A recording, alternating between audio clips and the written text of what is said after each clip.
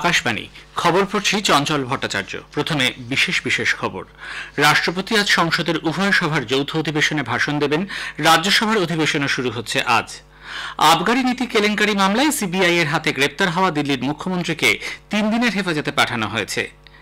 Tele পরিষেবা প্রদানকারী সংস্থাগুলির জন্য স্পেকট্রাম নিলামের প্রক্রিয়া শেষ হয়েছে। দেশজুড়ে প্রবল বিক্ষোভের কারণে কেনিয়ার রাষ্ট্রপতি দেশের সংসদকে বিতর্কিত অর্থ বিল প্রত্যাহারের পরামর্শ দিয়েছেন।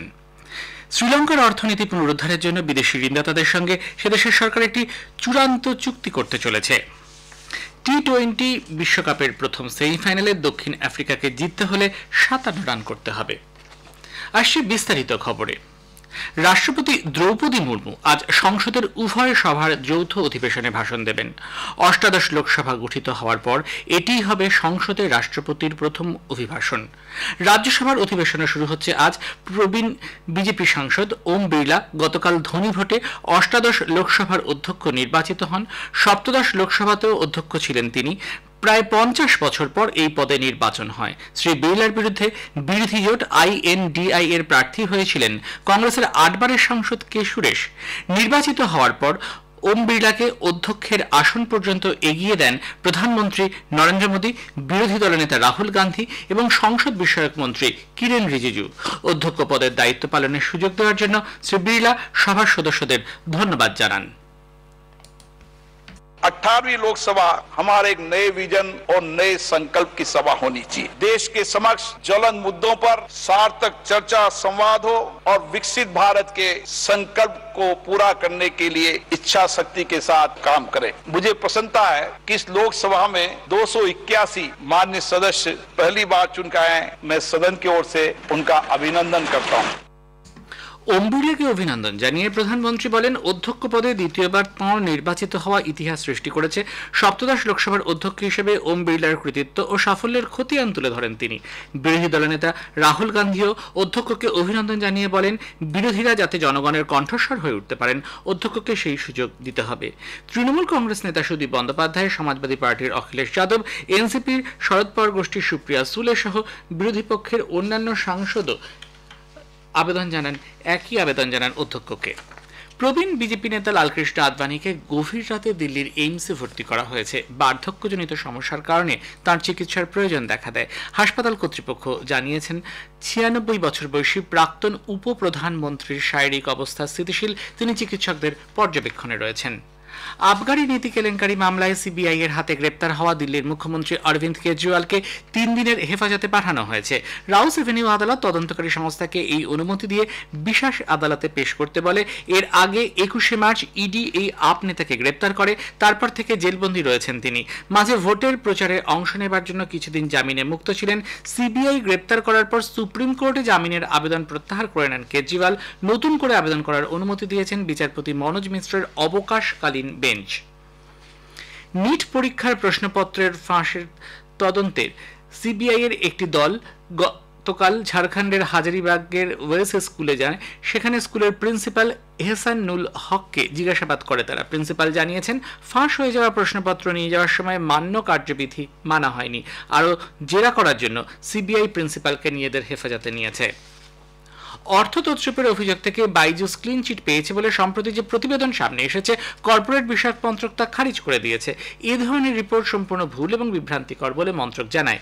এক বিবৃতিতে মন্ত্রক বলেছে, কোম্পানি আইনের অধীনে বাইজুসের বিরুদ্ধে এখনও তদন্ত চলছে।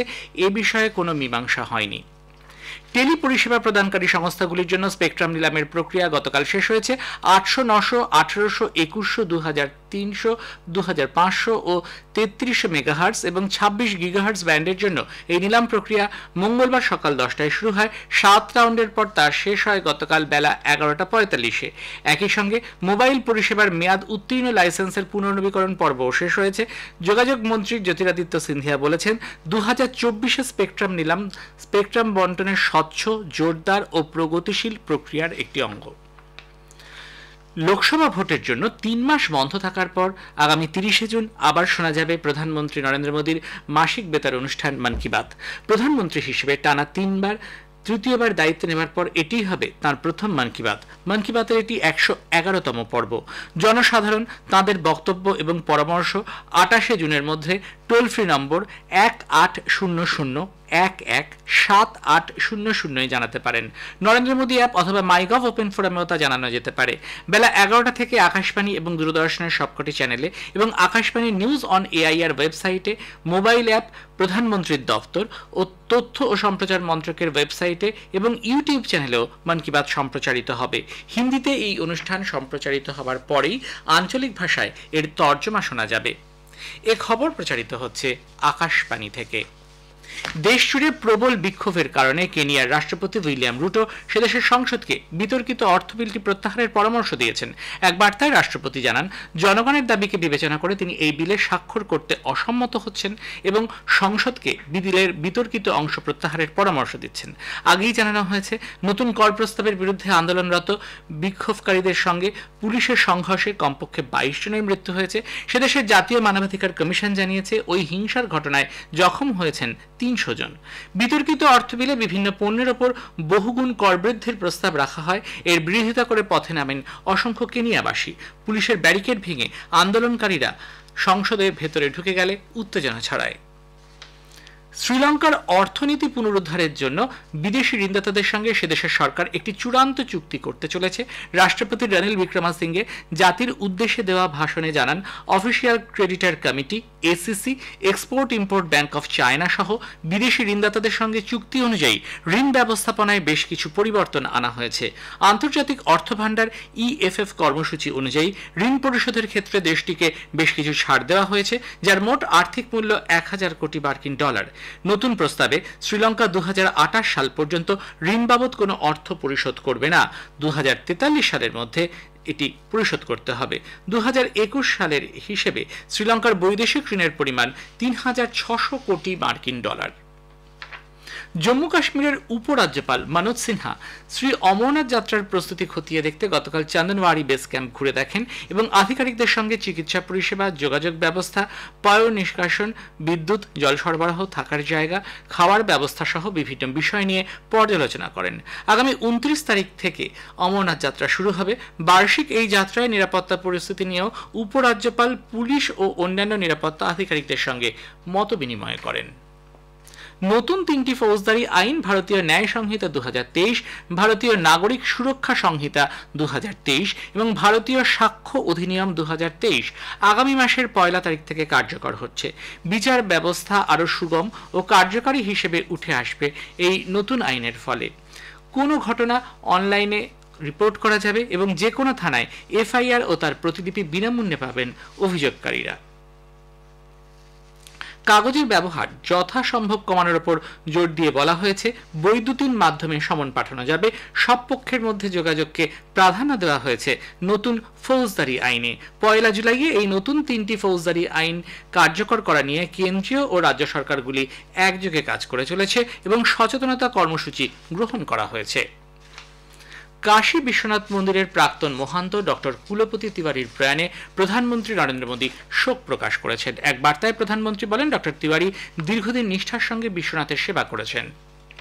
সৌরাষ্ট্র, কচ্ছ, পশ্চিম মধ্যপ্রদেশে আজ বিক্ষিপ্ত বৃষ্টির পূর্বাভাস দিয়েছে আবহাওয়া দফতর। কর্ণাটক উপকূল, তামিলনাড়ু, কেরালা, তেলেঙ্গানা, অন্ধ্র উপকূল, বিদর্ভ, পশ্চিম ও পূর্ব মধ্যপ্রদেশ এবং ছত্তিশগড়ে শুক্রবার পর্যন্ত, অন্যদিকে গুজরাটে 29 জুন পর্যন্ত বৃষ্টির সম্ভাবনা। কোঙ্কন ও গোয়া, মধ্য মহারাষ্ট্র, মারাঠাওয়াড়া, কর্ণাটক, কেরালা, মাহে, লাক্ষাদ্বীপ, গুজরাট, মধ্যপ্রদেশ, বিদর্ভ, ছত্তিশগড়ে আগামী 4 দিন হালকা থেকে মাঝারি বৃষ্টি হতে পারে। এবার টি-20 বিশ্বকাপের খবর। का जज्बा दिल में है, बस जीत का जज्बा, देश का मान बढ़ाना है। रण है, रण है, रण है। টি-20 বিশ্বকাপের সেমিফাইনালের প্রথম ম্যাচে ত্রিনিদাদ অ্যান্ড টোবাগোর ব্রায়ান লারা ক্রিকেট একাডেমিতে আফগানিস্তান দক্ষিণ আফ্রিকার মুখোমুখি। টসে জিতে আফগানিস্তান ব্যাট করার সিদ্ধান্ত নেয়। 11 ওভার 5 বলে সবকটি উইকেট হারিয়ে তারা করে 56 রান। অন্য সেমিফাইনালে ভারত গতবারের বিজয়ী ইংল্যান্ডের মুখোমুখি হবে। গায়ানার প্রভিডেন্স স্টেডিয়ামে খেলা শুরু হবে ভারতীয় সময় রাত 8টায়। শেষে বিশেষ খবর আরও একবার। রাষ্ট্রপতি আজ সংসদের উভয় সভায় যৌথ অধিবেশনে ভাষণ দেবেন। রাজ্যসভার অধিবেশনও শুরু হচ্ছে আজ। খবর শেষ হলো। है।